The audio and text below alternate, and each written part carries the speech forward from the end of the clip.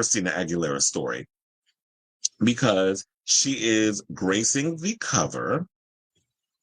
I don't know why my channel started all of a sudden closing out a lot of stuff. But anyway, she's on the cover of Glamour magazine and she's opening up about a lot of things. She's talking about her weight and she's also opening up, speaking of Britney and Madonna kiss. So we were mentioning that prior to, she's opening up about that.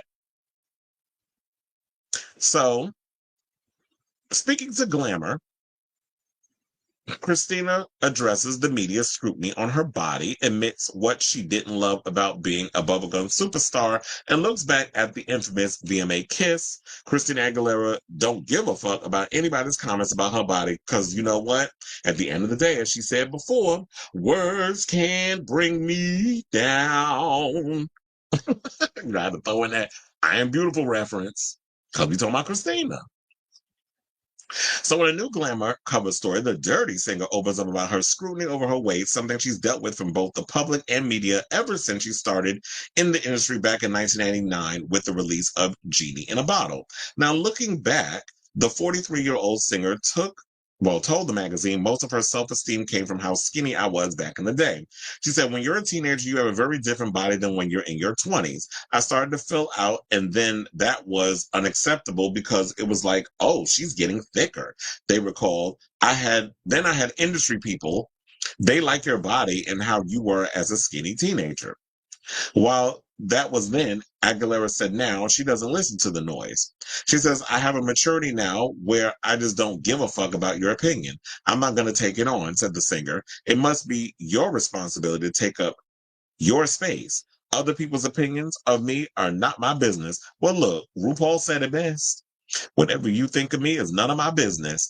And to be honest, it's like, first of all, how can you compare someone's body from when they're like 11 to like 21 and think that you can maintain that body when you're in your 20s, 30s, and 40s. It's like, yeah, there was a point where Christina started to fill out and she started getting a little thicker and she had a little booty and she had, hips and all that other stuff. But that happens when you get older. You all of a sudden, like some people are late bloomers. There are some that develop relatively early. And then we hear some of these stories about so many girls and even some guys who they have problems with when you start, your body is going through this change because your hormones are out of whack and trying to maintain that sort of balance.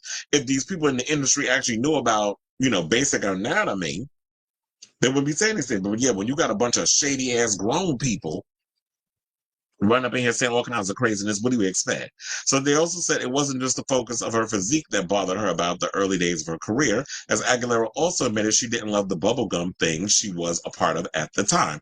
Well, girl, you didn't really have control over the type of music you were going to be able to sing once you sign a record deal. They tell you what you pretty much going to do because a lot of times they feel like a lot of these artists don't know what direction they want to take. It's all about you need to appeal to a certain demographic, and her being young, and of course, her and Britney coming up around the same time as some of the other pop girls, is like, this is the genre you need to play into. Bubblegum pop is hot right now. You need to capitalize. And with Britney being such a success, they were looking for a bunch of Britney clones. Not just Christina, but Mandy Moore, Jessica Simpson, and so many other girls.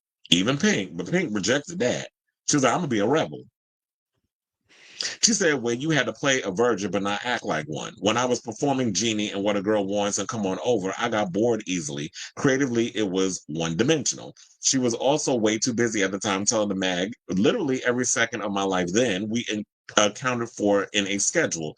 You can't just live your life for work where it's just unenjoyable. You get burnt out.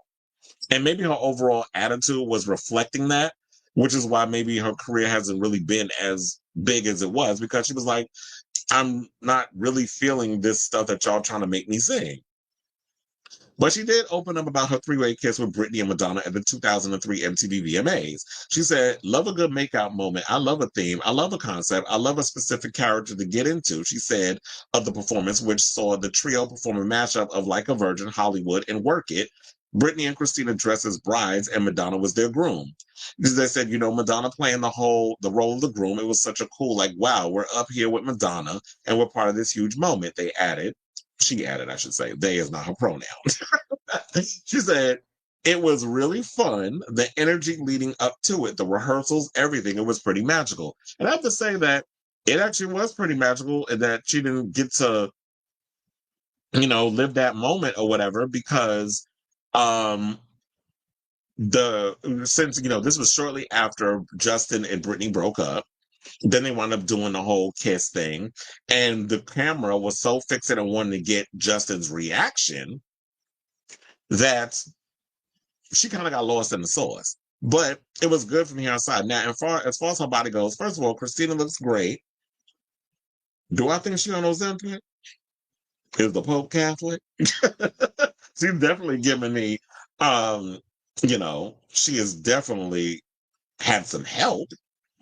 Now, in regards of like, if I was in a situation where I was like way too big for my body, I probably would do what she would do. I'd probably take a little Ozempic, but then right after, it's like, okay, now you have the access for a nutritionist, a trainer, that sort of thing. I would maintain that body. But it's like, if you want a little help, why not go out there and get the help that you need? So if y'all interested in checking out that issue of Glamour magazine, definitely check it out. And shout out to Christina and good for her. I mean, I don't know if people care enough about the music and stuff anymore. Is she still doing that residency at the Voltaire like Kylie Minogue was doing at one point? So I'll say all this to say, I'm curious about that. But Christina's always going to be in the zeitgeist. She's always going to be out here doing and making her music and performing and all that other stuff because she's a legend. She's Legendina. So I started to say, what do y'all think of this story and her talking about her weight? Do you think she was on the Ozempic? And do you also think that,